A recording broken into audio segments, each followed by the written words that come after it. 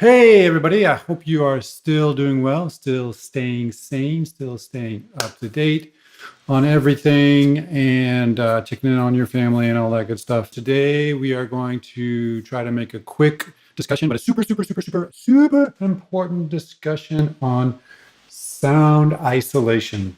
Probably the most misunderstood of all of the primary aspects we talk about: room modes, diffusion, absorption, all of that good stuff. You know, again, the average person who buys a loud instrument and wants to be able to play drums, guitar in their house or crank the stereo or whatever probably doesn't have a real solid fundamental understanding of all of these things, but they just know that they don't want to tick off their neighbor, right? Or their mom or whatever that is. And so they think that they can go buy some absorbers or, hang up some blankets and take care of some of this. But sound isolation, stopping the sound from going from one place to the other, is probably the hardest thing to accomplish. And it's really misunderstood. I'm here to try to give you the good stuff and to help you understand this. So, sound isolation. What's super important? To stop the transmission of sound from going from one place to the other. What do we need? We need mass and rigidity. Come on, say it with me.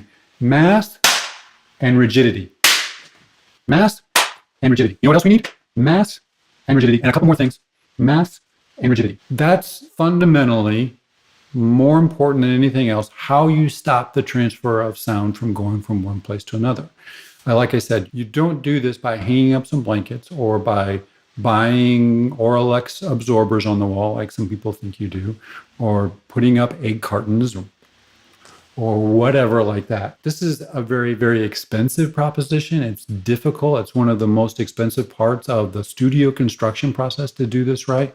Because obviously, again, if we're a music studio environment in particular, and we want a quiet environment so that we can record those quiet passages without the vehicle driving by and picking up the truck sounds or the train down the road or the kids playing outside or whatever, then we need to stop the sound of all of the exterior noises from coming in. We need to stop the sound of us making lots and lots of noise, recording metal songs from going to our neighbors next door who might not want to hear that at 3 o'clock in the morning. And not just that, but then also in particular, as we focus on in modern day production, having separate recording and true independent control of all the different elements. If we're trying to record a band at the same time, a drummer and a bass player and a guitar player in separate rooms, then those sounds from traveling and transferring from one room to another, that's what we need to do. And that's like I said, a very difficult and usually very expensive proposition to accomplish. And how do you do it? Yes, mass and rigidity. One more thing that I will add in here is through true isolation. And that's why we see the idea of the room within a room, trying to decoupling surfaces from one another so resonances don't transfer from one room or one object or one wall type to another. Why we looked at the studio construction done, right? And we saw, the room within the room idea, the decoupling that happens between HVAC ducts traveling from space to space, the sawing of the floor in door spaces, even though we might already have a room within a room built, but the sawing of the floor so vibrations don't travel across the concrete, all sorts of things like that. Isolation and decoupling the transfer of vibrations from one surface or material to another. That's another very important point, along with... Okay, so the first thing we're going to talk about with this is transmission loss. Transmission loss is, again, the idea of being able to measure the idea of the loss of the sound passing through a barrier of some type. And we'll say TL for transmission loss, the SPL of one side, the source side, minus the SPL of the receiver side. So if outside it's 80 decibels because garbage truck outside or something like that, and then if inside I can measure with an SPL meter 60 decibels, then I have a transmission loss of 20 decibels. A wall has a transmission loss of 45 decibels if the outside noise level is 80 and the inside is 35. That's a transmission loss of 45 decibels. Whatever that is, you measure with an SPL meter, you subtract the two, and that's what you get, okay? Transmission loss. Transmission loss and absorption coefficients. So, hey, we've talked about this idea of coefficients with absorption coefficients. We talked about them with diffusion coefficients. And we have the same thing, the transmission coefficient. Tau, lowercase t tau, transmission loss equals, another way to figure this out, if we can do measurements based on what a given transmission loss coefficient is, or we can find it if we know the absorption coefficient of a material and the surface area and all of that. So transmission loss equals 10 times the log of 1 over tau, or the transmission coefficient. Or we can do tau equals 1 minus lowercase alpha, that absorption coefficient. So let's look at this real quick. Fiberglass insulation with a high absorption coefficient, such as 0.9 at 500 hertz, would have a low transmission coefficient. Again, remember, 0.9 means it's almost a perfect absorber at 500 hertz. It's a really good absorber. That's doing exactly what we want it to do in terms of absorbing the sound energy in that room at 500 hertz. But it does very, very, very little for us, stopping that sound from going through that wall into the next space. So tau equals 1 minus A. So it equals 1 minus 0.9 at 500 hertz, meaning the transmission coefficient is 0.1 at 500 hertz. That's very, very little. And actually what that is the transmission loss equals 10 times the log of 1 over tau. So 1 over 0.1. 1 divided by 0.1 is 10. The log of 10 is 1. 10 times 1 is 10. So we get a transmission loss of 10 decibels for this material, which I guess is something, but not super effective in terms of really trying to cut down on loud noises, interference between space. So that 500 hertz absorber is doing very, very little for us. And in general, as a general rule, we can say porous absorbers are poor sound barriers. Okay, they don't do a lot to stop the travel of sound from one space to the other. Okay, surface density.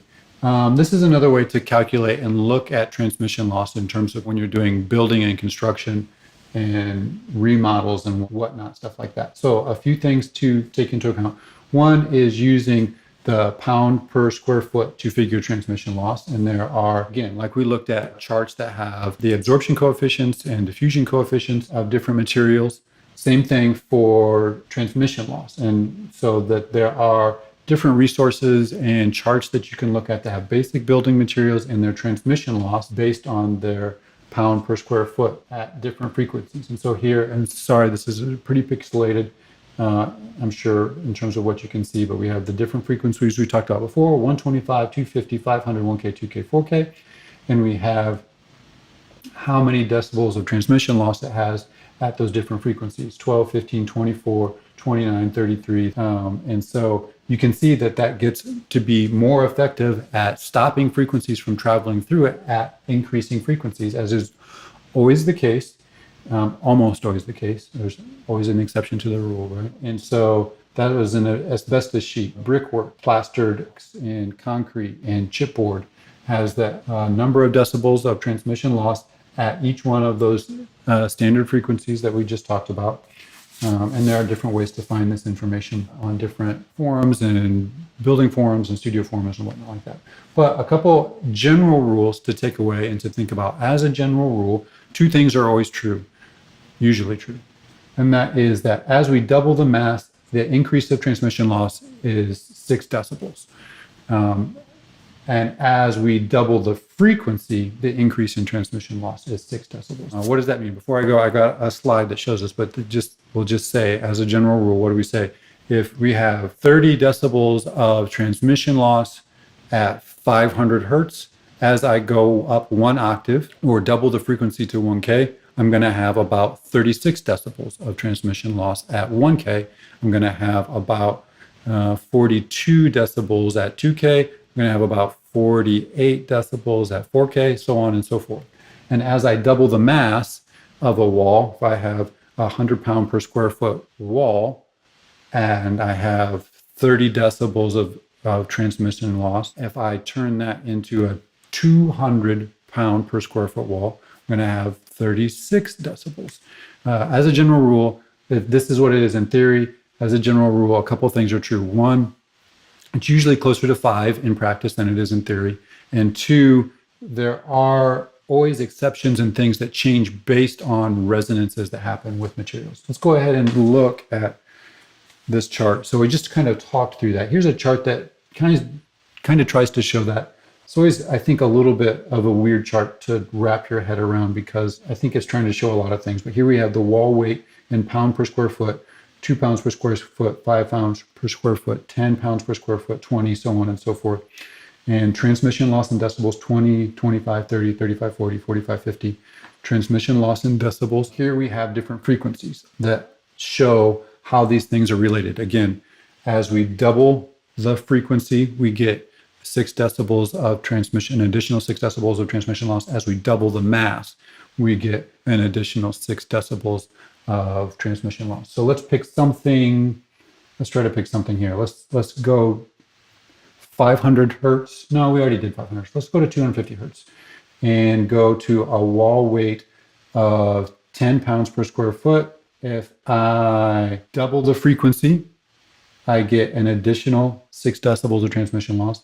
If I double pounds per square foot, or the mass for the wall weight, I get an additional 6 decibels of transmission loss. So that's what all this is showing. In practice, it's usually closer to 5 as a general rule. And another important thing to take into consideration is that all materials, like we said from the very beginning when we talked about simple harmonic motion and oscillation, basically everything in the universe has a resonant frequency. All materials have a resonant frequency, and all structures have a resonant frequency. And I mean, it's a governing universal principle of the universe for the most part. And so a cinder block wall, even though we think of that as being this incredibly massive, dense, rigid, and massive, literally, wall, and that is true, and that's a good wall for isolation purposes. But even a cinder block wall has a resonant frequency, which like an 8-inch cinder block wall, I believe, has a resonant frequency of around 100 hertz,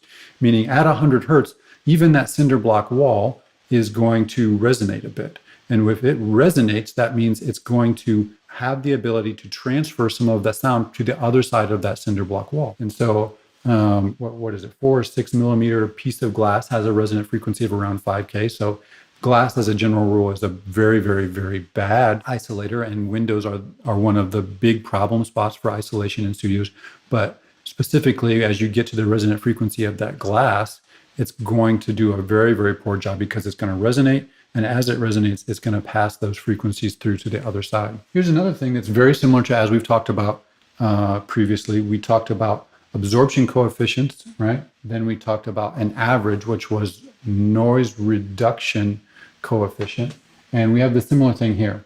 A single number that gives a reasonably accurate indication of the sound transmission loss characteristics of a wall. Sound transmission class, STC, is less accurate than transmission loss, and doing it at all of those separate 5 frequencies like we talked about, but focused on the speech frequency. It's an average. So what is this similar to again? I just said it. It's very similar to that idea of noise reduction coefficient, which was an average of those 250, 500, 1K, 2K frequencies. That's just, again, more for generic scenarios. You would definitely do all of this at very specific all of these different frequencies if you're talking about a recording studio. If you're talking about a room that's more used for speech purposes and general day-to-day life purposes, not critical listening environments, then we're talking about sound transmission class, not figuring out transmission loss per frequency across the board. Okay. Let's look at some wall constructions. There's a whole variety of types of wall constructions. Here's some common ones and how much sound transmission class. Again, so this is the average at like 1K at speech frequencies we get based on this type of wall construction. And so here's a single standard wall construction, 2x4 wall, single layer of drywall on each side. It's filled with insulation. We're going to get a STC of around 37 decibels. Not super expensive to build, and that's the type of reduction you get. Here, let's step it up a little bit, what we call a staggered wall assembly. And so that means we've got a 2x6 baseboard, and we use 2x4 studs that stagger so that on this one, we're on this side. On this next one, this stud is lined up on the other side of the 2x6 plate. Then this 2x4 is lined up on this side of the 2x6 base plate. We use 2x2 corner studs and then fill the whole thing with insulation. And you get about 46 decibels STC noise reduction. This is a very common type of wall construction that we talk about in studios, and it's the double stud wall assembly with an air gap in between. Say we have two 2x4s, and this picture, let me talk about what's here and then expound on that a little bit. Two 2x4s, drywall on each side with maybe a 1/2 inch or an inch air gap in between, insulation. And this gets very, very expensive very quick, obviously, because you're having twice the framing materials. And you get about an SEC of 56 decibels. And then here, actually probably a little bit less expensive than this. Here's a wall construction, but actually has an even better SDC.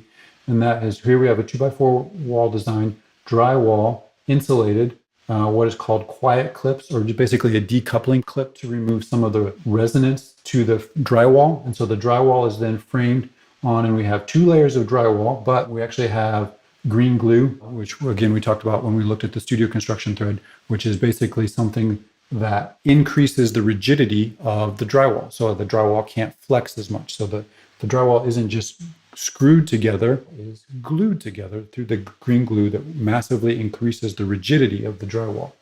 And so 2 layers of drywall, green glue gives us an STC of 62 with the quiet clips. I would say they don't have here, but I would probably say is a little bit better than this. And what we have at the studios at school is this is actually, as they have shown here, is actually a really bad idea.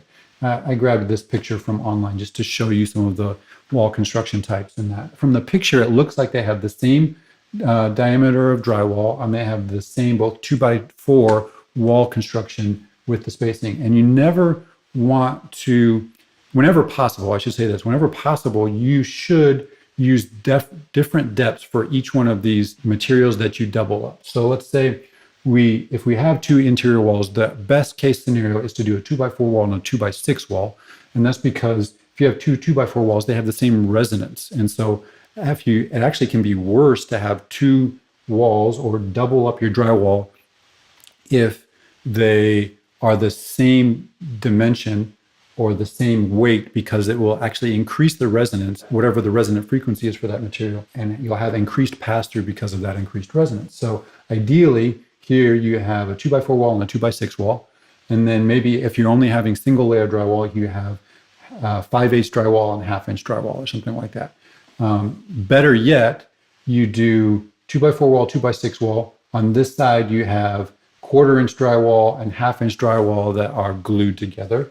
And on this side, you have the 2x6 wall, and you have 1/4 inch drywall and 1/2 inch drywall, or 1/2 and 5/8 glued together. That's pretty similar, if I remember right, to what's the interior to exterior walls are for the studios at school. They have 2x4 walls, 2x6 walls, inch air gap, double drywall, and actually a layer of a weighted rubber membrane, again, to increase the mass and to cut down on air gaps. That's one thing that I haven't talked about quite a lot yet, is how significant air gaps completely negate. Very, very tiny air gaps can negate all of this work. Like we talked about when we were looking at the construction of the studio, just by not overlapping the drywall and leaving the tiny little corner air gap can negate thousands and thousands of dollars worth of work to try to really cut down on the transfer of sound from one space to another. And so it's common practice when you're layering these, in addition to the green glue, to glue all joints, even things like, talk about cinder block construction, by doing plaster on the cinder block, or even just painting the cinder block, you cut down on how air can travel and the porousness of that cinder block, and that can actually increase the transmission loss. Last thing here, still actually just to follow up on the last thing, was still at some point look a little bit at some pictures of the construction process of our studios at school, and you can see how well all of that was done and other little details. And again, it's all in the details. The very small minor details really matter when we're talking about isolation, because tiny air gap can really destroy a lot of effort. Dampening all structures. And so what did we see in the framing construction of the studio we looked at? We looked at the clay plaster putty stuff that they put on some of the beams so that would reduce the resonance of the beams. Any sort of, like I said, the green glue reduces resonance and adds to the rigidity that we need for isolation. Caulking drywall joints, taping drywall joints, all of that stuff so that you don't have increased resonances at matching frequencies is important. Any sort of cracks associated with doors, and so that's why we have rubber and the foam type seals that go around doors to cut down on air gaps. And so all of that has a very, very tight, even sometimes where you feel it like pressurize your ears in a really uncomfortable way when we close those doors, and it's because of how tight that seal needs to be to make it effective. Cracks under doors, gaps associated with electrical boxes. That's another really, really important place that, particularly when people aren't used to studio construction or contractors aren't used to working with studio construction, they're not as careful with. And so making sure that you stuff those with insulation and caulk and you seal those as airtight as possible to stop the transfer of sound going from one space to another through those tiny little holes. There's actually some math that you can do in terms of surface area that's beyond the purpose of what we probably do in this class, but that you can do to take a lot of those things into account. And so electrical boxes are a big thing. Switch as another area. And HVAC ducts obviously is a very, very important one in terms of how the HVAC is designed, framed. There's some interesting things you can do with building in mufflers for the HVAC, so that, again, if you think of that idea of the wave canceling back on itself in terms of quarter wavelength, you can build a muffler to cut down on the transfer of sound down an HVAC pipe, as well as installing the couplers from space to space and the isolating of rooms and stuff like that. And so all air gaps are bad. All air gaps are really going to diminish the effort that you put in. That's honestly very, very expensive to try to cut down on the sound of moving from one space to another. Yeah, this is the last picture. I just have here, again, we've already talked about the idea of the floating room or the room within the room, but you can see the decouplers on the floor to lift the floor, isolate it from the resonance and the vibrations of the concrete from the outside world and the other spaces. And then similar ideas we've already talked about with the double wall construction. So we will have a discussion board with this and talk about it over the course of the rest of the week and go from there. So hope you're doing well. Stay up to date, stay safe, stay healthy, and I'll talk to you soon. Bye.